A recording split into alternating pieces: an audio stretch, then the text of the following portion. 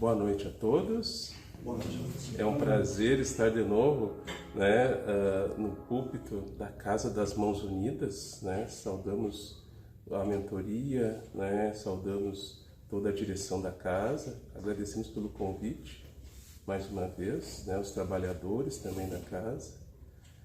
E vamos elevar neste momento os nossos pensamentos, pedir a Jesus que inspire os nossos corações, dilate os nossos entendimentos, para que a gente compreenda o que vai ser exposto hoje, nessa noite de estudos. Que assim seja. Bom, nós vamos falar então sobre um olhar espiritual sobre o autismo. Por que esse tema? É muito palpitante, a gente tem visto muitas questões, muitos questionamentos com relação a essa patologia, essa doença neurológica que tem afetado muitas famílias, E a doutrina espírita, como está sempre em evolução e sempre sendo o consolador prometido, como Kardec nos coloca, e como Jesus falou, que seria a doutrina, nós temos que nos debruçar e observar o que é colocado, porque a Organização Mundial da Saúde ela coloca, como definição de saúde, não somente a ausência de doenças, mas também o completo e pleno bem-estar físico, biopsicossocial e espiritual. Nós falávamos em outras palestras ligadas à questão do autismo, mas nós falávamos na área da saúde, não poderíamos entrar propriamente dito na parte espiritual. Aqui, na casa, é o lugar próprio, então tudo se adequa. E a gente vai analisar primeiramente o que é o autismo, a parte mais técnica, vamos ser bem breves, expondo rapidamente para vocês o que se trata essa patologia. Depois nós vamos olhar a questão espiritual, dar uma visão dilatada, que a doutrina espírita é a única que nos permite e nos dá essas lentes especiais para que a gente consiga compreender essa questão, não só com a questão física, mas também com a questão psíquica, de psique, que vem de alma, a parte mental, e a parte espiritual e energética também. Bem, o transtorno do espectro autista, como é dito, o termo novo hoje que é colocado. Por que transtorno? Porque a mente, quando ela fica doente, ela não manifesta questões que são pautáveis em exames físicos, Então, por isso fala-se em transtornos, Então, a doença da mente ela é um transtorno, E do espectro, por que espectro? Porque foi detectado que existem N tipos de sintomatologias autistas. Existe um padrão, a gente vai comentar depois a questão do padrão. Então vamos imaginar que nós tenhamos às nossas costas aqui um pilar branco e lá na outra ponta um pilar preto. Entre esses dois pilares nós temos N pilares infinitos de cinza. Então cada um desses variantes e nuances de cinza seria característica de um autista. Eles são individuais, são únicos, como todo ser humano, mas em especial a patologia, E o que se tem de sintomatologia, física, existe um distúrbio da comunicação social, E também episódios repetitivos, de movimentos, estereotipados, E isso tudo é colocado como ocorrendo esses processos nos primeiros 1000 dias de nascimento, E também tendo uma sintomatologia clínica presente, marcante, E que não seja explicável por nenhuma outra patologia, seja motora ou seja mental, que não seja a questão do autismo. né? Então, essa é a questão que nos é dada, e ele está bem pautado, né, no DSM, que é o Manual Estatístico de Doenças Mentais de Psiquiatria Norte-Americana, né, o DSM-5. Né? Ele é colocado, né, nos transtornos do neurodesenvolvimento, né, e está colocado também como uma encefalite crônica não evolutiva. Tá? Para a gente localizar bem essa patologia. Aí vocês vão questionar, né? Mas e a questão espiritual? Como é que está interligada? O que é falado? Né? O que nos é trazido pela questão espiritual? Nós vimos, né? Existe todo um processo genético, né? Ligado a essa questão do autismo, que pesquisas têm demonstrado, levando o autismo para a questão genética e sendo questões de herança familiar, né, 80%, 10%, 10 a 18% são questões de mutações adquiridas, né, e os outros 3% a 8%, né, questões ligadas a alterações do ambiente, né, então perfazendo um total de 100% das questões. Hoje, com estudos mais aprofundados, tem se observado não só a questão genética em si, que se batia o martelo, mas também a questão da epigenética, né, que é um outro fator ligado, porque assim, nós temos a questão dos genes, né, que são aqueles que vocês já lembram lá do 2º grau, né, os cromossomas, né, direitinho, e ali está armazenado todo o DNA, né, todo o que você vai ser, o teu lado físico, orgânico, né? E nós temos a questão fenotípica, que é a expressão desses genes. O que é o fenótipo? Vamos perguntar. O fenótipo, daí no caso, seria quando a gente olhar no espelho, a gente vai nos ver as nossas características, né? Nós veremos, e essas características é que são as questões fenotípicas, né? Então, o que é colocado para nós pela espiritualidade, né? Dr. Hernani Guimarães Andrade, ele fala, né, sobre a questão da formação da forma, né, do modelo organizador biológico, né, que o espírito, quando ele vai encarnar num determinado organismo, ele traz todo um processo eletromagnético que vai direcionando as funções e as organizações biológicas que vai sendo moldado naquele corpo físico, né? Isso nos é colocado pelo próprio André Luiz, né, em Missionários da Luz. Se vocês lerem lá no capítulo 13, né, a reencarnação do Sigismundo, né, vocês vão ver lá a história do Adelino e da Raquel, né, um casal que estão tentando a encarnação de um filho, né? E Adelino tem questões do passado, né, com o Sigismundo, né? E ele não conseguia de jeito nenhum ter as cromátides, né, as questões genésicas da parte do pai, para que vingasse, né, a questão da reencarnação do Sigismundo no corpo físico.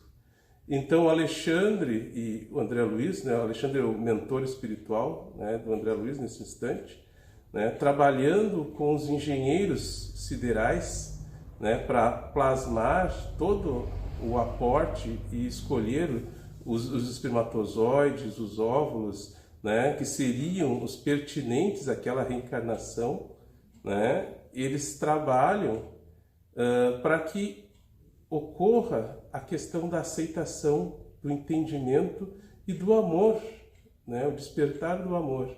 Porque, na realidade, essas interferências mentais na gênese das cromátides, né, que são formadas, né, tanto o espermatozoide na parte masculina quanto o óvulo da parte feminina, né, são interferidos nessas questões em funções também da nossa ideoplastia mental, a nossa gênese mental, nosso corpo mental interferindo, né?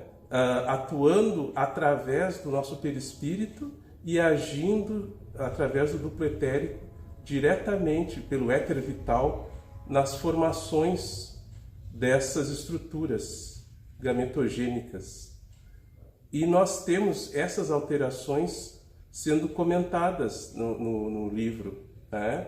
Inclusive o próprio Alexandre, né, ele comenta com o André Luiz que não existe uma pré-determinação sem o livre-arbítrio, né? Na realidade, as estruturas elas são organizadas sempre tendo a questão do livre-arbítrio, né? Então não há um gessamento, tem que ser assim e pronto, né?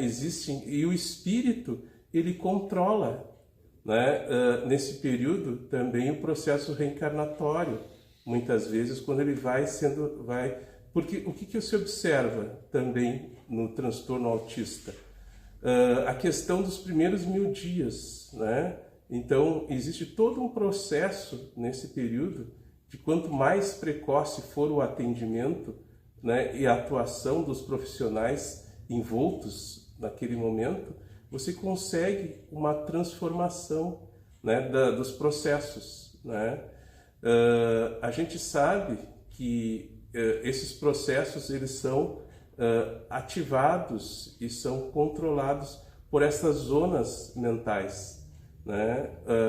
Calderaro, né, no Mundo Maior, ele fala dos 3 níveis cerebrais, né? A gente sabe hoje, né, pela evolução da ciência, Kardec nos coloca que o Espiritismo ele deve seguir a ciência, né? Se a ciência disser para o Espiritismo, vá por aqui, né, a ciência deve seguir, né? Então estamos pautados sempre na ciência, né? E o que é colocado? O cérebro humano ele está se desenvolvendo sempre.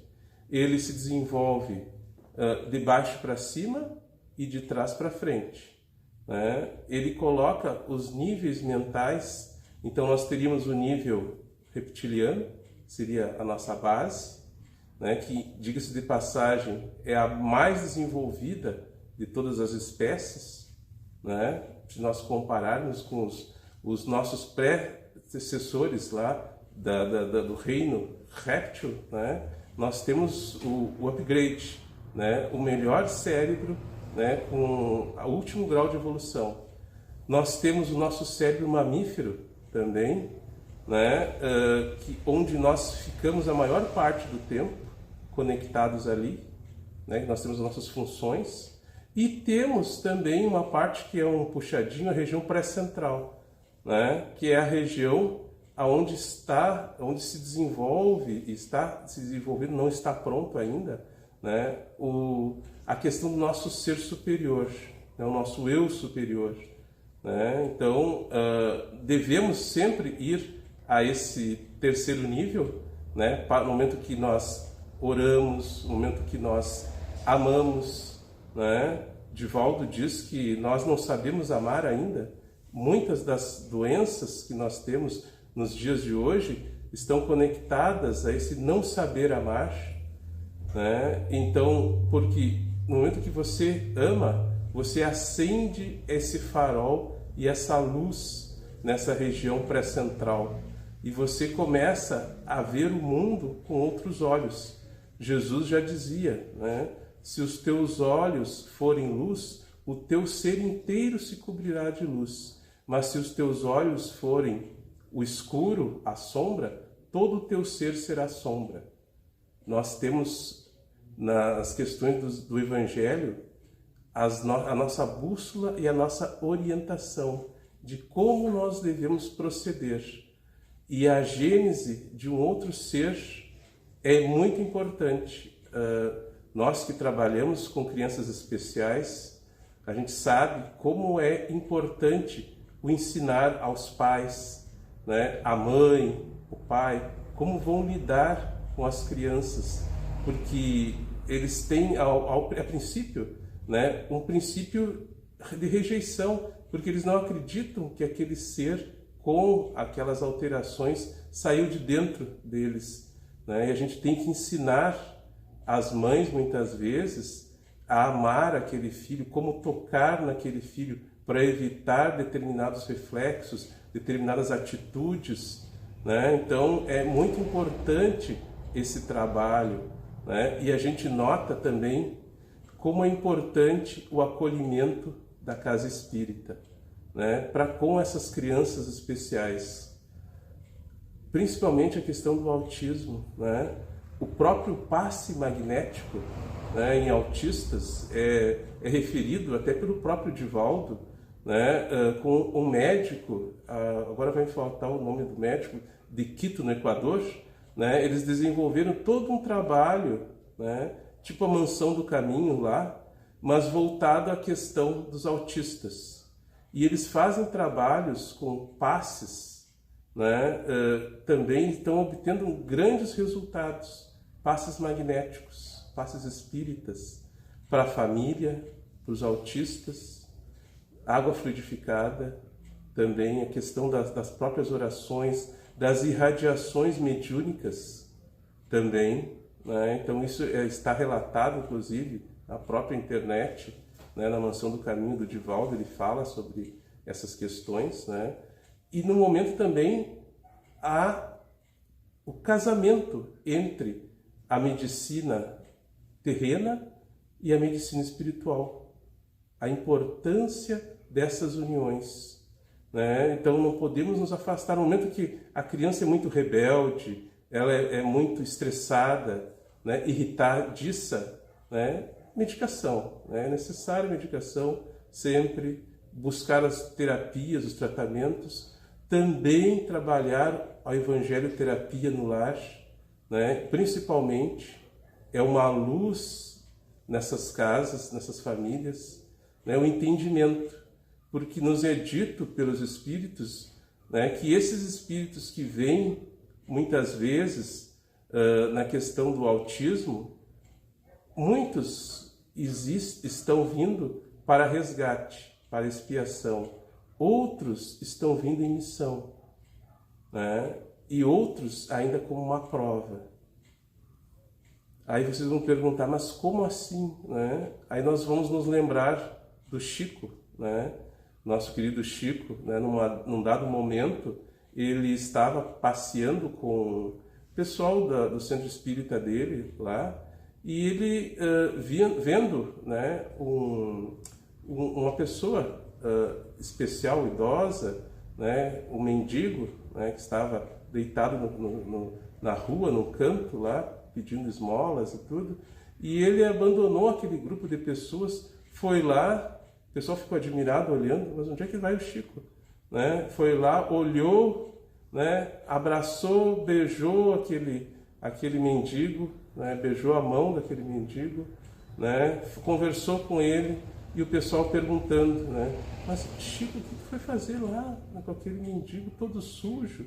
E o Chico olhou para eles e disse assim, se vocês soubessem que espírito iluminado de luz que está ali e que veio para trabalhar em nós o exercício do amor, todos vocês iriam atravessar essa rua e iriam também fazer o mesmo procedimento que eu fiz.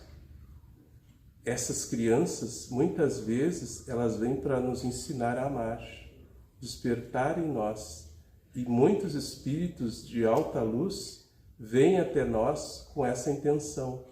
Nós que olhamos e enxergamos só o corpo físico, não vislumbramos a espiritualidade e os planos que nos é dado, né? Muitas vezes. Isso é muito importante.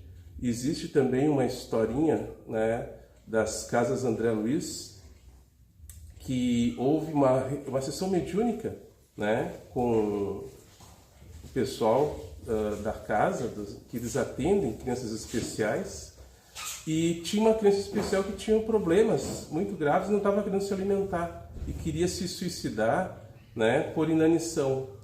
E inclusive o psiquiatra, né, estava junto na sessão, né, e eles evocaram o espírito, a criança dormiu, né, e a gente sabe que ocorre, por desdobramento é possível, na questão mediúnica, né, a evocação daquele espírito. ele foi desdobrado e foi trazido na sessão mediúnica. E o psiquiatra perguntou para ele, né, o que houve, por que você tal, né, queria se suicidar, etc., não está se alimentando. E ele falou que ele queria se suicidar porque ele não aguentava mais estar naquele corpo, né, com problemas, com limitações, né? E sei que ele conversou bastante com esse psiquiatra, né, em desdobramento, e depois ele foi e conseguiram convencer ele, né, que ele deveria retomar, que era o momento de resgate dele, daquela existência. E daí ele foi novamente desdobrado e foi recolocado de volta, né, no seu corpo físico, vamos dizer assim, né? Ele acordou e no outro dia ele estava muito bem, né? Inclusive voltou a se alimentar, voltou a fazer as suas atividades, né? Para vocês verem, a gente esquece, né? Mas nós somos espíritos que estão tendo uma experiência em um corpo físico, em um veículo carnal, né? Então nós temos que nos lembrar disso, né? E os espíritos podem também ser evocados mesmo encarnados, não só os desencarnados, desde que ele esteja, né, dormindo, né, esteja desdobrado, né? A questão do próprio autismo, a gente diz que nós temos que ter mais informações, né? Porque a informação ela vai combater o preconceito, né? Muitas vezes não se sabe como lidar com essas crianças, então as formações, né, a própria casa espírita, né, é importante como orientar os pais, orientar a família, né, orientar essas crianças, né, porque elas também são joguetes de processos obsessivos, né? Existem crianças, inclusive a gente teve experiências, né, de crianças que diziam que existia um ser sombrio, né, encapuçado, que tinha uma cimitarra e perseguia aquela criança, né? E nós orientamos, né, os pais que fizessem a oração, né, porque eles eram evangélicos, né, não acreditavam nessas questões, né? Daí diziam que a criança estava falando bobagem, né? E nós dissemos para eles, o Espírito Santo, na linguagem deles, né, como eles entendem, né, faz muitas revelações, né, mãe, né, pai, né? E muitas vezes é através da oração do Evangelho de Jesus que se consegue essa libertação, né? Eu orientei a eles, procurem fazer essas orações continuamente, não só na igreja de vocês, mas também na casa de vocês. Vocês têm a Bíblia, abram no Evangelho, né? Abram no Novo Testamento, como eles dizem, né? E vocês leiam, né? E depois façam as orações de vocês. Isso é importante para que o lar, os anjos do Senhor venham, falando na linguagem deles, né? Nós seríamos os mentores, né? Venham dar equilíbrio e harmonia à casa de vocês, ao lar de vocês. A exteriorização do amor é um aprendizado, até mesmo com relação a esses sentimentos e esses processos obsessivos que ocorrem, né? O nosso corpo físico, ele está sempre exposto às vicissitudes e às psicosferas ambientais. Muitas vezes os lares, eles estão perturbados por questões afetivas do casal, por questões financeiras do casal, por várias questões do trabalho, né, e outras do nosso dia a dia, porque nós estamos na matéria, nós estamos na carne, né, gente? E a gente sofre, né? O Paulo já dizia, né, que muitas vezes tinha um espinho na carne, né, e esse espinho cutucava, né?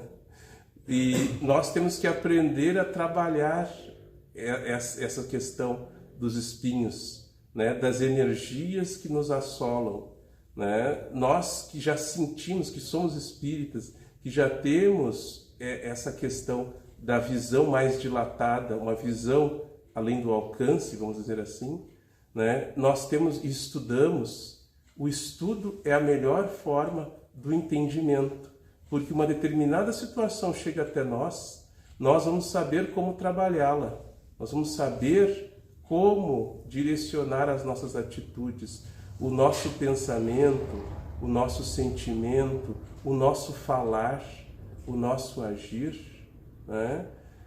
Nos é dito que quando a gente pensa, né, a gente dá forma. Quando a gente sente, a gente dá vida. Quando a gente fala, a gente dá movimento. Quando a gente age, a gente dá direção. É o reto pensar, o reto falar, o reto sentir e o reto agir. Isso vai idioplastizar nos ambientes onde vocês estiverem, onde vocês, em qualquer local, em vocês mesmos, nos corpos físicos de vocês e dos vossos filhos, vão interferir em todo o processo de doença e de saúde. Por quê? Porque você vai ter o equilíbrio do corpo físico, do corpo energético, do corpo emocional, né, o psicossoma, como fala André Luiz, ou do corpo mental, o mental soma. A questão também do nosso corpo espiritual. Então, esse equilíbrio dessas energias é que vai nos dar esse equilíbrio espiritual tão necessário. E é só através do estudo, né, que nos é colocado: espíritas, instruí-vos, espíritas, amai-vos, o amor, né, que é a lei maior do Mestre Jesus, para que nós procuremos trabalhar em nós o amor, a nossa reforma íntima tão propalada, né, que nós sempre ouvimos, né, pessoal falando e comentando, mas uma reforma, ela é dolorosa. Ela muitas vezes, uma reforma que a gente vai fazer na nossa casa, ela dá trabalho, né, dá sujeira, né, e nós intimamente, internamente, também passamos por esses processos, né? Então nós gastamos muita energia, a nossa introspecção, a nossa autoanálise. Já nos é dito, né, que a nossa lei, né, a nossa consciência está dentro de nós, né? O próprio Kardec perguntou, né, aos espíritos, onde é que está a lei? Né? Está na nossa consciência, né? E essa consciência é que vai direcionar as nossas atitudes. Tudo o que nós podemos fazer, nós temos que analisar, né? Já foi dito ao sábio, né, anteriormente: conhece-te a ti mesmo, porque é só desta forma, conhecendo a nós mesmos, nós vamos passar a nos entendermos e dessa forma externarmos o amor, né, aos outros, né? Porque muitas vezes não somos entendidos, ou o outro também não nos entende. E é só através da comunicação da lei maior, desse amor, é que vai ser feito essa evolução. O autismo também está ligado à questão reencarnatória, como nós estávamos comentando, né? Um dos pilares da doutrina espírita, né? E essa reencarnação é que vai delimitar, muitas vezes, a ciência materialista, ela não abarca, né, essa questão, mas a ciência espírita nos dá esse pleno entendimento, né? Muitas vezes, como eu havia falado anteriormente, né, a questão da expiação, de questões ligadas a coisas mal resolvidas em existências passadas, esse acerto de contas, muitas vezes, quando não é feito com amor, né, é feito pela dor. E isso traz para nós esse resgate, essa expiação. Afinal, estamos no mundo de provas e expiações, né? Então nós temos que nos lembrar disso. Sempre amarmos com carinho, termos atenção, termos entendimento, sentirmos que muitas vezes aquela criança especial, ela poderia ser nosso filho, né? Poderia ser alguém da nossa família, e muitas vezes né? Só está na outra família, porque Jesus nos diz, né? A nossa família, ela é universal, né? Então nós temos que ter essa noção, né? O que acontece com alguém lá no Japão, lá no outro lado do mundo, né? Nos afeta, porque nós estamos interligados pela teia do amor, né? Isso a física quântica nos fala. Nós estamos interligados. Uma borboleta bate as asas lá no Japão, ela pode gerar um tufão, um tornado aqui no Brasil ou nos Estados Unidos, né? Então, uma coisa está interligada à outra. E isso é uma realidade, né? Se nós fizermos uma análise do que o Calderaro nos diz na questão do cérebro ligado ao eu superior, né? O eu superior, ele está diretamente conectado ao fluido cósmico universal, né? Aos pensamentos divinos, ao pensamento de Deus.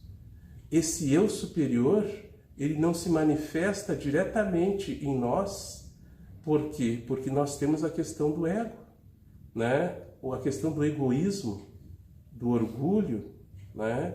O ego, vamos dizer assim, nós temos dois tipos de ego, segundo Joana de Ângeles, né? Nós temos o ego ferido, né? Que é esse que muitas vezes se manifesta, né? Este que gera todos os processos egóicos, né? Porque o ego, ele não é ruim. O ego é onde vai ocorrer a formação da persona, né? Quem nós somos, a nossa personalidade, a nossa individualidade, né? E isso muitas vezes se manifesta em nós. Então, por que o eu superior não se manifesta diretamente? Né? Porque temos uma nuvem que atrapalha, né? Esse ego, muitas vezes, ele gera todo um processo de apego, todos os flagelos que a humanidade sofre, o sistema do egoísmo, o sistema egóico, né? Gera esse sofrimento. Né? E nós temos que aprender a nos libertarmos aos poucos. Essa reforma íntima é importante para que nós atraímos para nós o ego positivo, né? Ligado à questão do... Aí temos o altruísmo, né? Que você já deve ter ouvido falar. Né? O altruísmo, o ser útil ao outro, o servir, como Jesus dizia, né? Que quando lavou os pés dos seus discípulos. Né? Então, o maior serve ao menor, né? O mestre lavando os pés do discípulo, né? Então isso é o importante, porque o nosso eu superior, ele descende até nós e nos ilumina. No momento que nós jogamos luz nas trevas, nós nos iluminamos, nós nos tornamos espíritos e seres melhores. Nós viemos até esse plano para trabalharmos os nossos potenciais evolutivos, né, que estão ligados, né, ao nosso corpo mental. Essa é a nossa evolução, para que nós configuremos futuramente corpos melhores, perispíritos mais evoluídos e possamos ascender à angelitude. Saiamos do animalismo, né, que nós estamos pouquíssimo tempo, né, nos libertamos e ainda muitas vezes estamos ligados a ele, né? É mais fácil descer muitas vezes até o nosso cérebro reptiliano e nos tornarmos verdadeiros seres animalizados, né, do que ascendermos aos nossos andares superiores, né, e nos tornarmos seres angélicos. O ser humano atual, ele oscila, né, entre esses dois níveis. E sempre é mais fácil descer do que subir, né? Então nós temos que ter essa noção. Temos que fazer um esforço grande para que nós empreendamos essa melhora nas nossas vidas. E quem é que vai indicar que nós nos melhoramos? O outro, que está do nosso lado. Bah, fulano, mas como tu melhorou? Tu era dessa forma, agia desse jeito, né? E hoje, como é que você está agindo? muitas vezes a pessoa não se observa, mas o outro observa. E isso faz a diferença. Você muda a psicosfera, você muda a psicosfera da tua casa, você influencia sobre as crianças, né? Nos é dito que as crianças, até o 7º ano de vida, né, eles estão mais ligados à espiritualidade e pressentem, né, os fluidos daqueles locais onde você vai, onde você está, pressente em você. Tanto é que o filho do Adelino e da Raquel, né, o Alexandre, ele utiliza, né, eu digo a vocês, quando chegarem em casa, peguem Missionários da Luz, deem uma olhada, comece a partir do capítulo 10, vocês terem uma ideia, 10, 11, 12, 13, 14, né? Muito interessante a questão dessa reencarnação. E a atuação do plano espiritual superior sobre o menininho, né? Para mudar o padrão vibratório do pai, para mudar, tocar no coração do pai, que estava ligado à questão do labor, do trabalho, do dinheiro, do financeiro, né?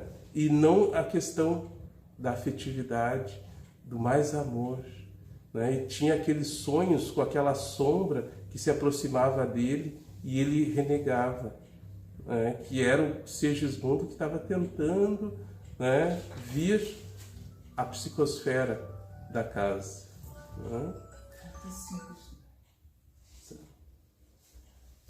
Então, meus irmãos, para nós temos que entender e observar que as crianças autistas, né, é preconizado que está aumentando os níveis, né, de autistas, a prevalência, né, e é dito que até 2050 há uma previsão de que haverá um autista para cada um nascimento dito normal, né? Então nós temos que amar essas crianças, entender essas crianças, ensiná-las de como amar, de como atuar, de como agir, né? Porque é a nossa missão nós entendermos e compreendermos, porque muitas vezes é através desses processos reencarnatórios mais complicados que a espiritualidade maior se demonstra em nossas vidas e nos instrui a aprendermos e a desenvolvermos e a expormos os nossos sentimentos melhores que trazemos dentro de cada um de nós, que nós devemos lutar e buscar. Muitas vezes as mães e os pais perguntam, mas por que eu? Né? Por quê? Porque você tinha condições, não é para quem quer, é para quem pode. E isso demonstra que nós podemos muito mais do que achamos que podemos. Nós nos subestimamos muitas vezes. E como é importante, mais uma vez, termos a noção do verdadeiro amor. Porque o Mestre Jesus esteve entre nós, o Rabi da Galileia esteve entre nós. Ele não foi bem recebido, né? Nasceu entre os animais, né? Numa estrebaria, não teve lugar, um quarto quentinho, né? E ele disse que quando desencarnasse, ele não teria nenhuma pedra para colocar à sua cabeça, né? E ele realmente desencarnou na cruz. Mas ele nos trouxe a demonstração do verdadeiro amor. Ele nos deixou como nós devemos atuar, como devemos agir, sempre demonstrando, acima de tudo, nada na teoria, mas na prática. E como é importante, mais vale uma gota de prática do que um oceano de teoria. Muito obrigado. Uhum. Vamos então, neste momento, meus irmãos, vamos fechar os nossos olhos, vamos serenar os nossos pensamentos, elevando-os, nos sintonizando com esse eu superior que todos nós temos dentro de nós. nos conectando a Deus, nosso Pai, de amor e de bondade infinitos, ao nosso Mestre Jesus, à sua psicosfera crística, de paz, de amor, de serenidade, de harmonia. Aos mentores da casa, aos bons espíritos que aqui se fazem presentes neste momento, nós possamos agradecer por mais este momento de aprendizado, de trabalho íntimo dentro de nós, moldando o entendimento, moldando a compreensão, moldando o amor em nós, que nós possamos vibrar nessas energias de luz, nestes fachos de luz que vêm da espiritualidade maior até nós, nos nutrindo, nos alimentando, nos fortalecendo, nos dando a saúde necessária para que nós possamos transformar em cada instante as nossas vidas, os que estão juntos a nós, os nossos que estão em nossos pensamentos e em nossos corações.